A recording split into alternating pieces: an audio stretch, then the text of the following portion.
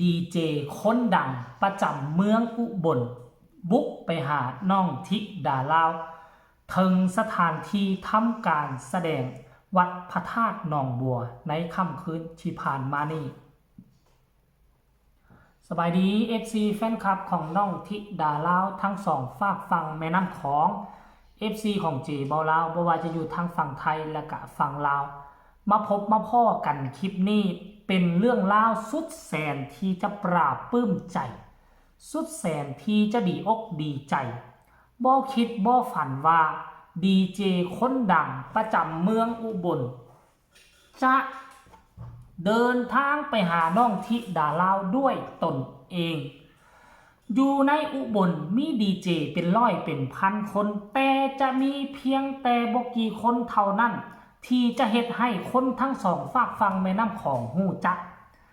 นั่นก็คือดีเจสาวน้ำยืนซึ่งเป็นผู้หนึ่งนี่แหละผู้ใดเป็นศิลปินอยู่ในเมืองไทยผู้ใดเป็นหมอลำเป็นลูกทุ่งก็จะฮู้จักสาวน้ำยืนดีคักดีแน่เพราะสมัยก่อนนี่นะ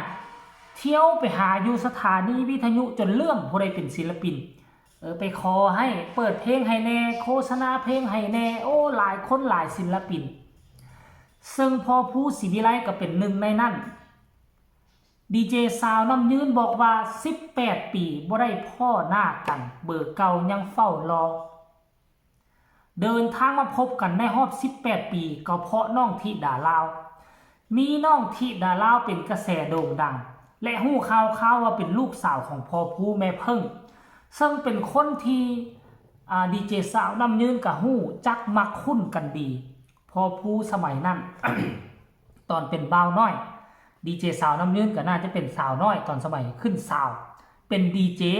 ผู้หนึ่งก็เป็นศิลปินซึ่งดีเจสาวน้ำยืนก็ช่วยประคับประคองช่วยอุดหนุนเกื้อกูลช่วยโฆษณาเพลงพอผู้ให้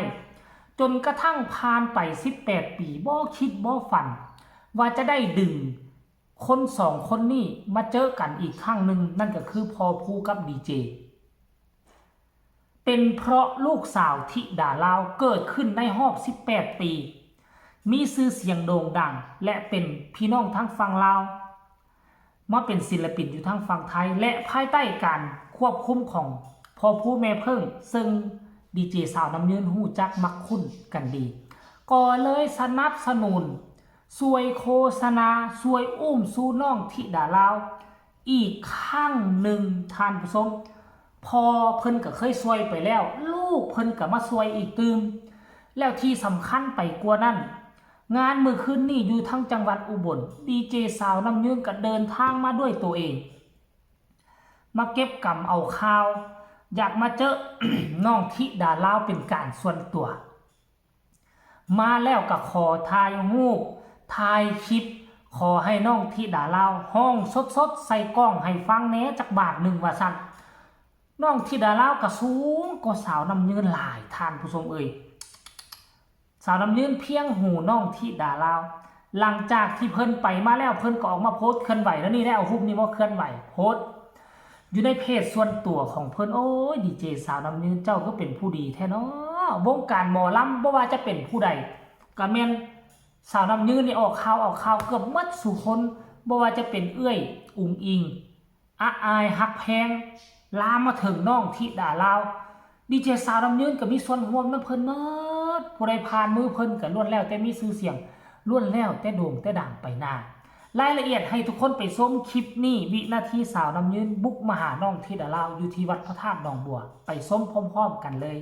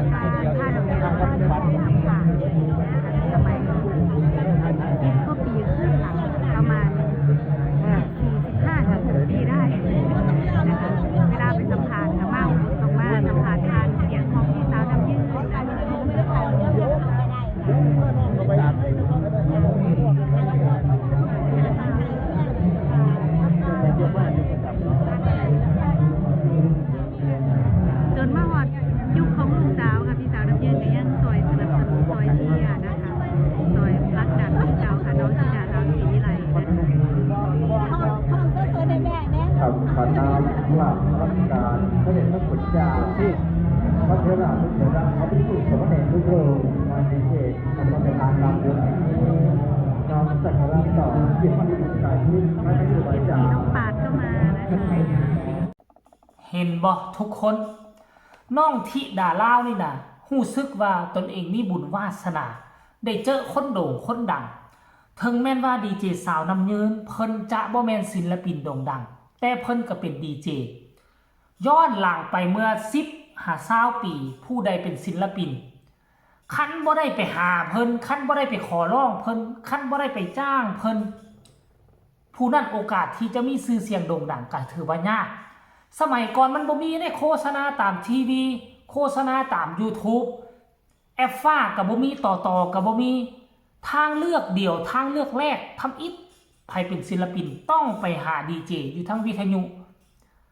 เพราะฉะนั้นช่วงนั้นเนี่ยใครเป็นดีเจนี่บูมสุดๆใครเป็นดีเจนี่ซ้ำเป็นพิธีกรรายการโทรทัศน์ทุกมื้อนี่แหละโด่งดังเอาให้เอาว่าตอนค่อยเป็นบ่าวน้อยอยู่ม.5 ม.6 ความอยากเป็นดีเจนะป้าโถไปสมัครบนหั่นไปแข่งขันการเป็นดีเจอยู่บนนี่ไปเฮียนอยู่หั่นอยู่นี่ป้าโถเมื่อก่อนค่อยเป็นคนบ่สร้างเว้าค่อยเว้าเป็นทุกมื้อนี่ก็ค่อยได้ไปเฮียนแข่งขันเป็นดีเจมาค่อยได้ใบประกาศมาอย่างดีเลย3 เดือนพุ่นเด้ทางผู้ชม FC แฟนคลับจึงเว้าเป็นขนาดนี้นะเมื่อก่อนนี่บ่ธรรมดาผู้ได้เป็นดีเจนี่ผู้สาวนี่มาหาหลายมีแต่เบอร์ผู้สาวโทรมาหาแต่ละมือเขาจัดรายการนี่ก็โทรมาหาบ่วันบ่ไหวออกจากรายการนะก็โทรหาโทรมาจีบบ่ธรรมดาเพราะฉะนั้นเพิ่นเป็นคนดังประจำเมืองอุบลคันถ้ามาเมืองอุบลคิดหยังบ่ออกคิดหาสาวน้ำยืนเลยคนดังประจำจังหวัดประจำแขวงอุบลไปแล้วอันนี้คือเรื่องราวดีๆที่มันเกิดขึ้นเรื่องราวที่มีห้อยยิ้มสนับสนุนพอแล้วยังมาพักดันลูกสาวอีกตืมที่ดาลาวบ่ต้องลืมบุญลืมคุณก็ย่อมือนบเอาเด้อที่ดาลาวเนาะเอาก็ขอฝากคลิปนี้เอาไว้อีกคลิปนึงก็แล้วกันพ่อกันใหม่ในคลิปหน้าลาทานผู้ชมไปก่อนสบายดี